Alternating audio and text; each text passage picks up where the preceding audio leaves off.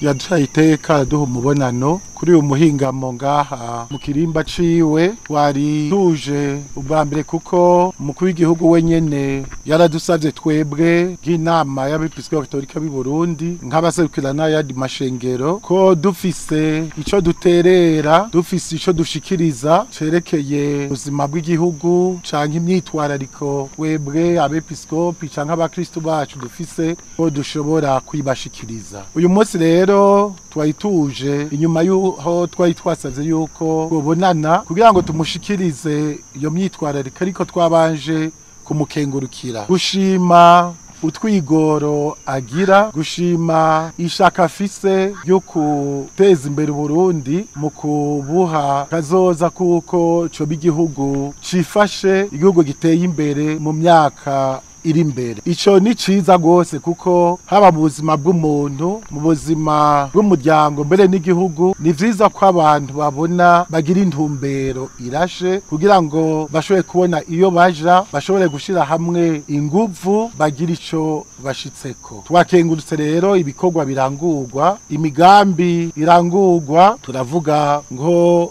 mu burimyi n'ubworozi, turavuga nko mu migambi yo gushigikira ugwaruka, gushigikira abakenyezi, eka mbere n'iyindi. Turavuga kandi ko naho hariho vyinshi biriko birakogwa, haguma hariho amakenga, dushobora kubona kumengo igihugu